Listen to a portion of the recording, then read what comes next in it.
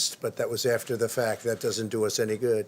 We kept the Senate despite having twice as many seats to defend as Democrats, and in a really much more competitive states, we did a fantastic job with the Senate. I think we're very proud of what's happened there. We had many more seats to defend. They spent almost $200 million on Senate races in South Carolina and Kentucky alone, 2 races, and hundreds of millions of dollars overall against us. At the national level, our opponents' major donors were Wall Street bankers and special interests. Our major donors were police officers, farmers, everyday citizens. Yet for the first time ever, we lost 0 races in the House. I was talking to Kevin McCarthy today. He said he couldn't believe it. 0 races, very unusual thing, 0. And actually won many new seats with, I think, many more on the way. This was also the year of the Republican woman.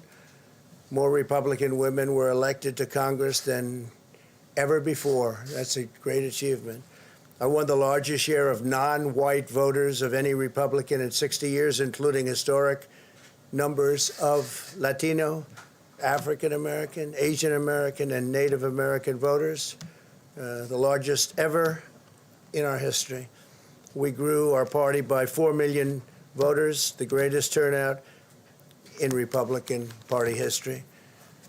Democrats are the party of the big donors, the big media, the big tech, it seems, and Republicans have become the party of the American worker, and that's what's happened. And we're also, I believe, the party of inclusion. As everyone now recognizes, media polling was election interference in the truest sense of that word by powerful special interests. These really phony polls, I have to call them phony polls, fake polls, were designed to keep our voters at home, create the illusion of momentum for Mr. Biden, and diminish Republicans' ability to raise funds. They were what's called suppression polls. Everyone knows that now. And it's never been used to the extent that it's been used on this last election. To highlight just a few examples, the day before election, Quinnipiac, which was wrong on every occasion that I know of, had Joe Biden up by 5 points in Florida, and they were off by 8.4 points, and I won Florida easily. So they had me losing Florida by a lot, and I ended up winning Florida by a lot. Other than that, they were very accurate. They had him up 4 points in Ohio, and they were off by 12.2 points. And I also won Ohio, great state of Ohio, very easily. The Washington Post said Biden up 17 points in Wisconsin, and it was basically even. They were off by about 17 points. And they knew that. They're not stupid people. They knew that. Suppression. There are now only a few states yet to be decided in the presidential race. The voting apparatus of those states are run in all cases by Democrats. We were winning in all the key locations by a lot, actually. And then our numbers started miraculously getting whittled away in secret. And they wouldn't allow legally permissible observers. We went to court in a couple of instances, and we were able to get the observers put in. And when the observers got there, they wanted them 60, 70 feet away, 80 feet, 100 feet away, or outside the building to observe people inside the building. And we won a case, a big case, and we have others happening. There are lots of litigation, even beyond our litigation. There's tremendous amount of litigation generally because of how unfair this process was. And I predicted that. I've been talking about mail-in voting for a long time. It's really destroyed our system. It's a corrupt system. And it makes people corrupt even if they aren't by nature. But they become corrupt. It's too easy. They want to find out how many votes they need, and then they seem to be able to find them. They wait, and then they find them. And you see that on election night. We were ahead in vote in North Carolina by a lot, tremendous number of votes.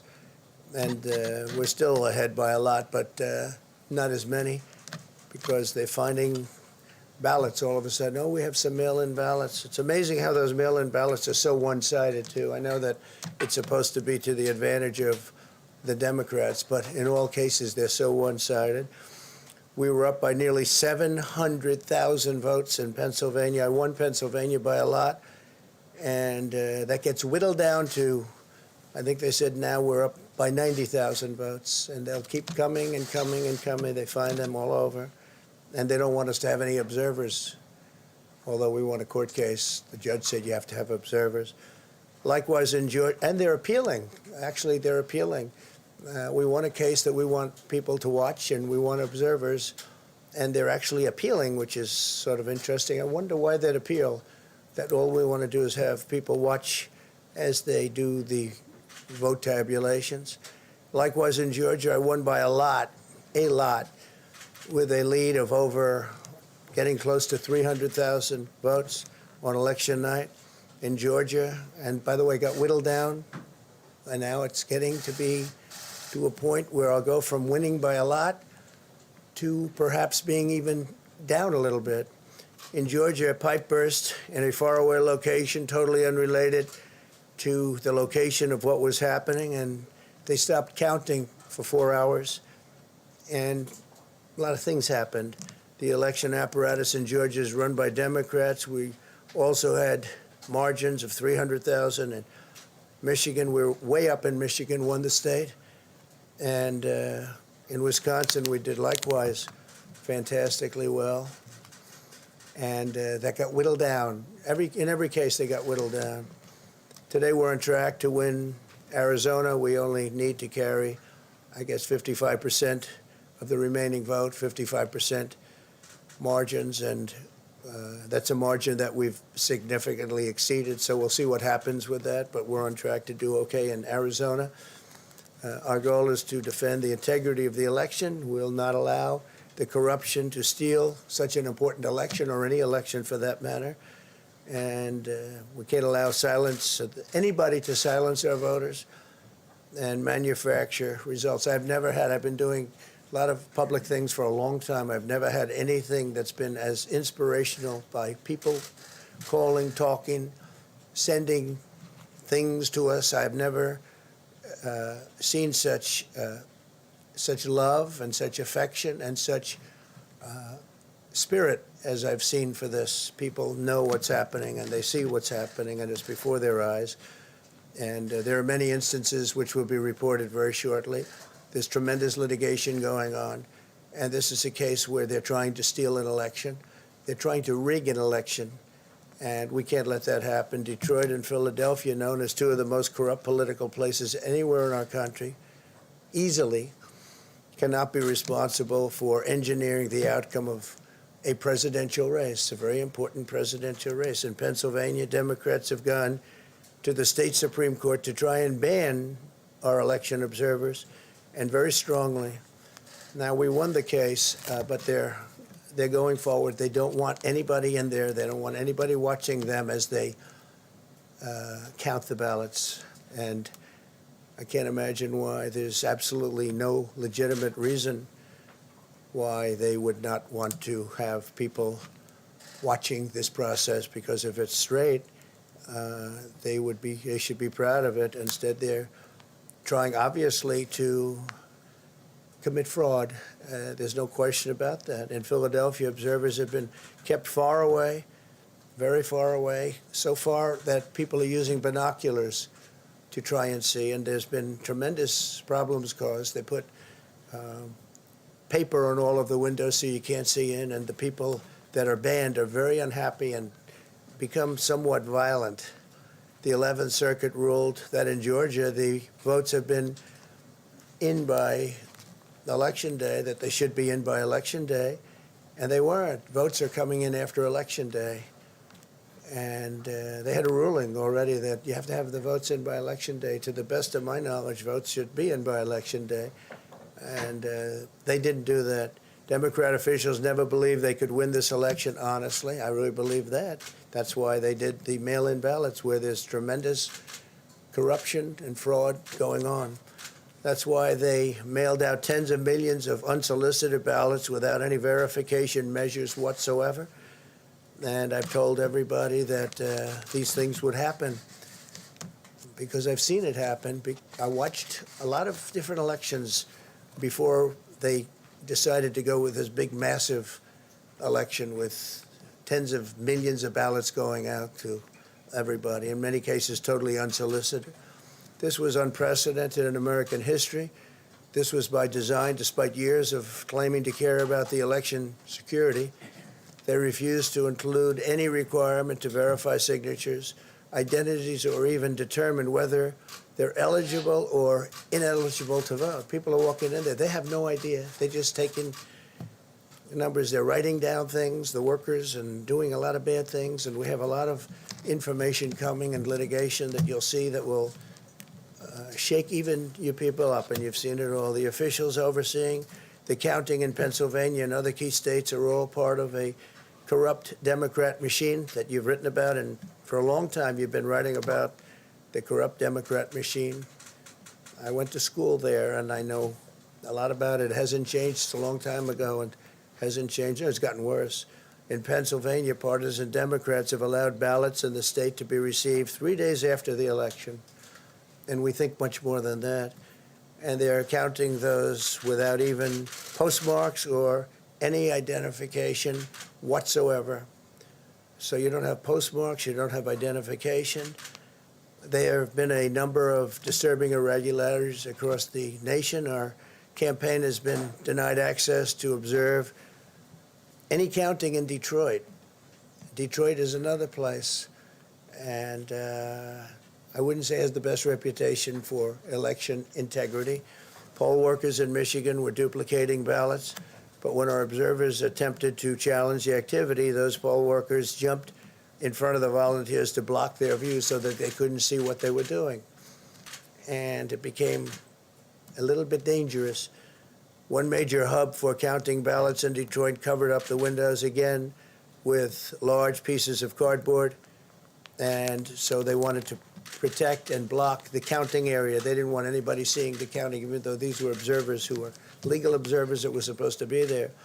In Detroit, there were hours of unexplained delay in delivering many of the votes for counting. The final batch did not arrive until 4 in the morning, and even though the polls closed at 8 o'clock. So they brought it in, and the batches came in, and nobody knew where they came from. We've also been denied access to observe in critical places in Georgia.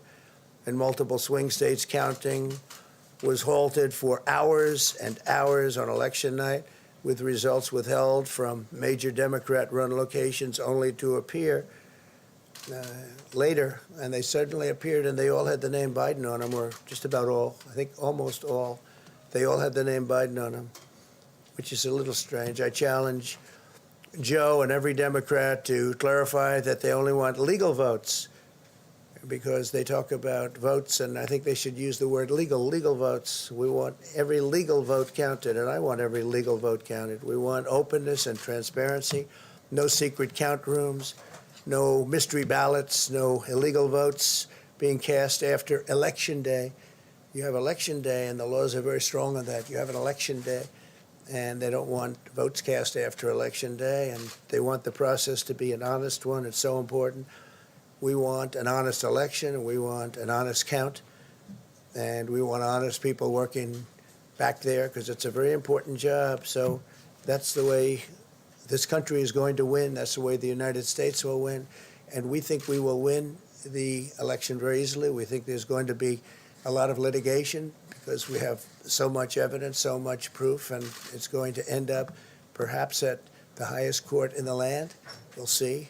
But we think there'll be a lot of litigation because we can't have an election stolen like this. And I tell you, I have been talking about this for many months with all of you, and I've said very strongly that mail-in ballots are going to end up being a disaster. Small elections were a disaster. Small, very easy to handle elections were disastrous. This is a large-scale version, and it's getting worse and worse every day. We're hearing stories that are horror stories, absolute horror stories.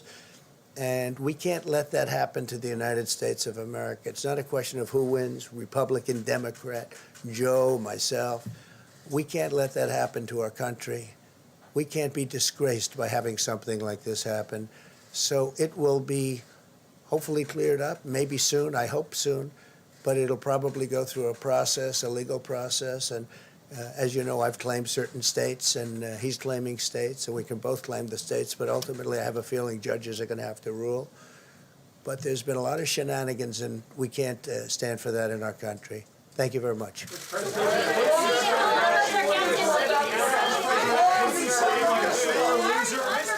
Are you being a sore loser? Why is the president undercutting this process? Haley, are you here as press secretary or Trump advisor?